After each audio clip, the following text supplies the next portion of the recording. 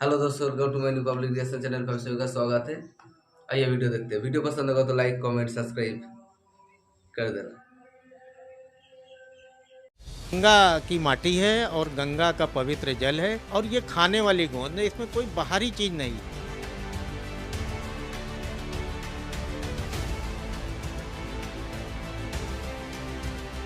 क्यों नहीं, हम तो रहते ही मंदिर में है भाई, हमारा तो मंदिर में ही है। অযোধ্যায় রাম মন্দির নির্মাণ এখন অন্তিম চরণে। 22শে জানুয়ারি শুভ মুহূর্তে মন্দিরের প্রাণ প্রতিষ্ঠার পর প্রভু শ্রীরাম মন্দিরের গর্ভগৃহে বিরাজমান হবেন, আর তারপরে শ্রদ্ধালুদের জন্য মন্দিরের দরজা খুলে দেওয়া হবে। দেশের কোটি কোটি মানুষ শ্রীরামের দর্শন করতে চাইছেন। তারা আর অপেক্ষাই করতে পারছেন না, কারণ বহু বছর অপেক্ষার পর অযোধ্যায় ভব্য রাম মন্দিরের নির্মাণ হয়েছে। তাই দেশের মানুষের সাথে সাথে বিদেশ থেকেও প্রচুর মানুষ আসবেন প্রভু শ্রীরামের দর্শন করতে। আমাদের পূর্বজরা তাদের নিজের চোখে বহু মন্দিরকে ভাঙতে দেখেছেন, কিন্তু আমরা অত্যন্ত ভাগ্যবান যে এই জেনারেশনে আমরা রাম মন্দিরের নির্মাণ নিজের চোখে হতে দেখছি। আর আপনি শুনলে অবাক হবেন, হিন্দুদের পাশাপাশি অনেক মুসলিম লোকেরাও মন্দির নির্মাণে সমস্ত রকম সাহায্য করছেন। নগর কোতোয়ালির খালাপাড় নিবাসী ডক্টর সমর গজনী নিজ সম্পত্তিকে রাম মন্দিরের নির্মাণের কাজে দেওয়ার কথা ঘোষণা করেছিলেন। মোহাম্মদ সমর গজনী তার 90 লক্ষ টাকার সম্পত্তি রাম মন্দিরের নির্মাণে দান করার জন্য যোগী আদিত্যনাথজির সঙ্গে দেখাও করেছেন এবং সম্পত্তির কাগজগুলি রাম মন্দির ট্রাস্টের নামে ট্রান্সফার করে দেওয়া হয়, যাতে করে ওই সম্পত্তিকে বেচে 90 লক্ষ টাকার মূল রাশিকে মন্দিরের কাজে ব্যবহার করা যায়। সমর গজনীজি এও বলেছেন যে হিন্দু ও মুসলিমদের মধ্যে সম্পর্ককে ভালো করার জন্যই তিনি এমনটা করেছেন। আর শুধু তিনি নন, অযোধ্যায় মুসলিম সমাজ ভগবান শ্রীরামকে অত্যন্ত শ্রদ্ধা করেন।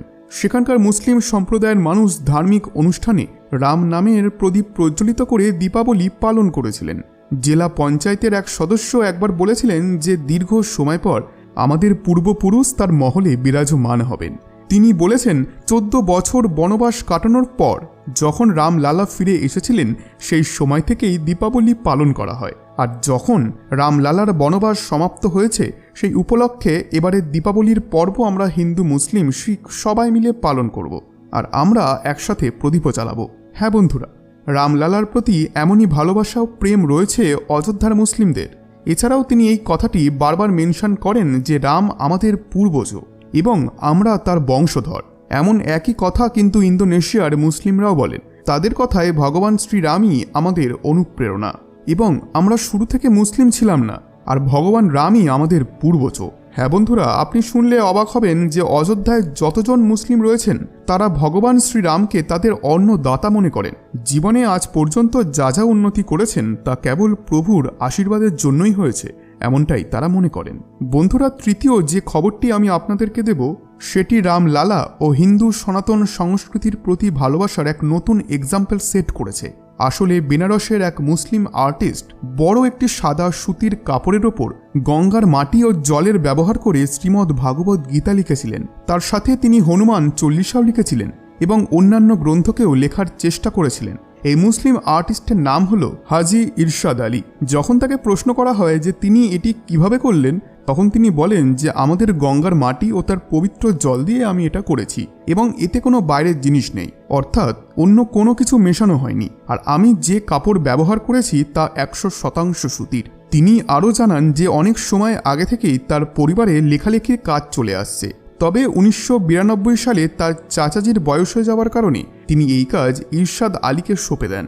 বন্ধুরা, রাম জন্মভূমিতে রামলালার প্রাণ প্রতিষ্ঠা নিয়ে অনেক চর্চা হয়েছিল, কিন্তু এখন অযোধ্যায় রাম মন্দিরের প্রাণ প্রতিষ্ঠার তারিখ সামনে চলে এসেছে এবং তা হল 22শে জানুয়ারি 2024 এবং প্রাণ প্রতিষ্ঠায় প্রধানমন্ত্রী নরেন্দ্র মোদীজিকেও নিমন্ত্রণ দেওয়া হয়েছে।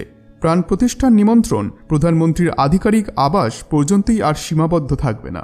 এই খবর দেশের প্রত্যেকটি ঘরে ঘরে পৌঁছে যাবে এবার। আর শুধু ভারতই নয়, এই নিমন্ত্রণ বিদেশেও যাবে। আসুন জেনে নিই রাম মন্দিরে কি কি ব্যবস্থা করা হচ্ছে শ্রদ্ধালুদের জন্য, আর এখানে রাম মন্দিরে রামলালার প্রাণ প্রতিষ্ঠা নিয়ে অন্য সমাজ কি বলছে। জানবো বিস্তারে। বন্ধুরা, আপনাদের কাছে ছোট্ট একটি অনুরোধ, কমেন্টে অবশ্যই লিখুন জয় শ্রীরাম।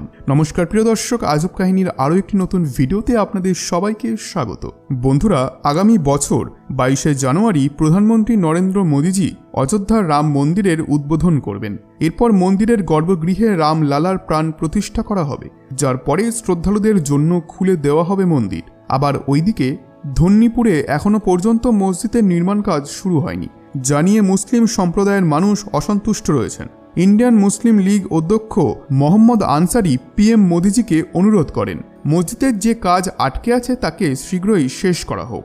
আবার অন্য কিছুজন এমনও মন্তব্য করেন যে প্রধানমন্ত্রীকে কোনো ধার্মিক সমারোহে যোগদান করা উচিত নয়। কিন্তু কেন তিনি যাবেন না? তিনিও তো একজন সনাতনী, তাই নয় কি? দেশের প্রত্যেকটি হিন্দু রামলালার দর্শনের জন্য এত সময় ধরে অপেক্ষা করছেন, এবং এখন যখন মন্দির প্রায় শেষের দিকে, মন্দিরের উদ্বোধনের তারিখও ফাইনাল হয়ে গেছে, তাহলে কেন তিনি যাবেন না? চলুন এবার জেনে নিই রাম মন্দিরের উদ্বোধনের আগে কি কি ব্যবস্থা নেওয়া হয়েছে এবং ভক্তদের জন্য মন্দিরের ভেতরে কি কি ফেসিলিটি রয়েছে।